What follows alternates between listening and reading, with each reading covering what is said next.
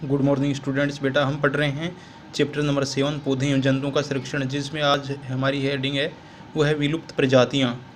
बेटा विलुप्त प्रजातियाँ क्या होती हैं कि पेड़ पौधों एवं जीव जंतुओं की वे प्रजातियाँ जिनके वर्तमान में कोई भी प्रतिनिधि या सदस्य जीवित नहीं है विलुप्त प्रजातियाँ कहलाती हैं। जैसे विलुप्त जंतु प्रजातियाँ। बेटा विलुप्त जंतु प्रजातियाँ कौन कौन सी हैं? डोडो पक्षी है, तस्मानियन टाइगर, वूरली मेमथ, डायनोसोर। बेटा ये क्या है? विलुप्त प्रजातियाँ हैं जिनकी इन प्रजातियों के वर्तमान में कोई भी सदस्य जीवित नहीं है, जिन्हें हम केवल चित्रों में ही देख सकते हैं। आगे है पादप प्रजातियाँ। पादप प्रजातियों के उदाहरण हैं सेंट हेलेना जैतून, साइकेड्स, कोकिया कुकी, वुड्स। आगे बेटा पारितंत्र इकोसिस्टम। पारितंत्र या पारिस्थितिकी तंत्र एक प्राकृतिक इकाई है।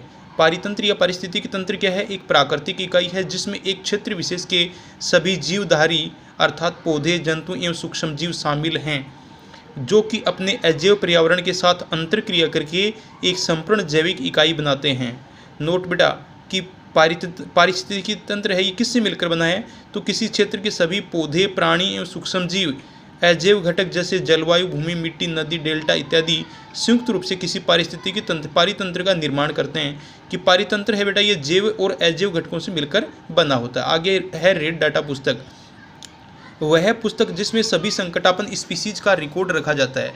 वह पुस्तक बेटा जिसमें सभी संकटापन्न स्पीसीज का रिकॉर्ड रखा जाता है उसे रेड डाटा पुस्तक या लाल आंकड़े वाली पुस्तक कहते हैं। पौधों, जंतुओं और अन्य स्पीसीज के लिए अलग अलग रेड डाटा पुस्तकें हैं। आगे बेटा प्रवास, माइग्रेशन।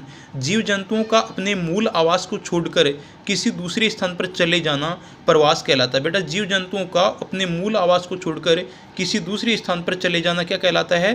प्रवास कहलाता है। प्रवास अधिकतर पक्षियों में पाया जाता है। बेटा प्रवास है वो ज़्यादातर किस में पाया जाता है? पक्षियों और मछलियों में पाया जाता है। तो प्रवास अधिकतर पक्षियों में पाया जाता है।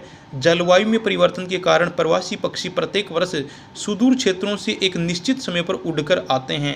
वे यहाँ अंडे देने के लिए आते हैं, क्योंकि उनके मूल आवास में बहुत अधिक ठंड होने के कारण वह स्थान उस समय जीवन यापन के लिए अनुकूल नहीं होता है। आगे बेटा प्रवासी पक्षी, माइग्रेटरी बर्ड्स। ऐसे पक्षी जो उड़कर सुदूर क्षेत्रों तक लंबी दूरी की यात्रा करते हैं। ऐसे पक्षी जो उड़कर सुदूर क्षेत्रों तक लंबी दूरी की यात्रा करते हैं प्रवासी पक्षी कहलाते हैं। बेटा आज की इस वीडियो लेसन में इतना ही। डायरी वर्क आज की डेट में भेज दिया गया है। Okay, thank you.